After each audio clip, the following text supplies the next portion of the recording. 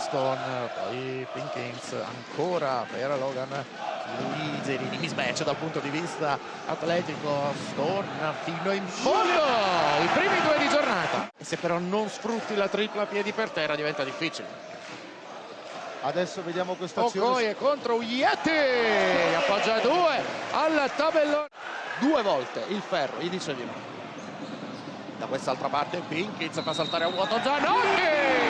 Gruis, Pinkins. Sono 14 come ci ricorda la nostra grafica. Howard per Missinio. Williams contro Thompson, ancora Williams fino in fondo. Che lavoro!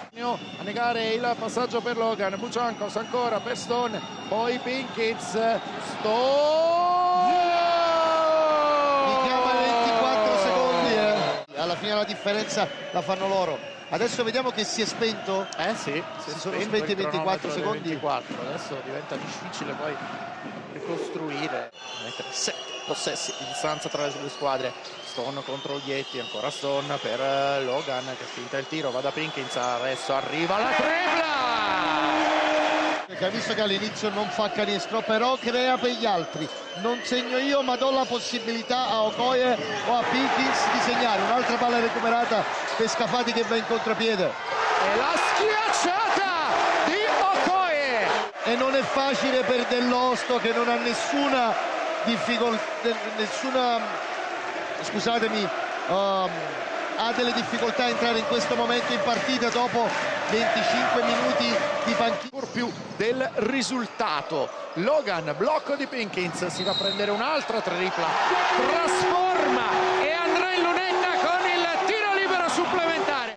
Stewart per Missinio, il blocco di Zerini, si va proprio da Elias. Stewart, la tripla e la possibilità di portare i punti a 4. Angolo rossato, il blocco di Pinkins che taglia, si va da lui. Pinkins fa sembrare tutto facilissimo. Ancora che pressano, non permettono i ribaltamenti di lato facilmente, quindi merita questa vittoria anche se adesso è il capitano Uyetti. Prende il blocco di Pinkins, arriva il taglio di Pinkins, poi Logan contro Uyetti, si prende la tripla. Logan, delirio al Palamangano. Questa 96, la Givova Scafati, ultimi secondi di gara. Howard, altro lavoro difensivo di Scafati con Cinciarauli. Finisce qui una straordinaria Givova Scafati, vince il derby campano 96-61.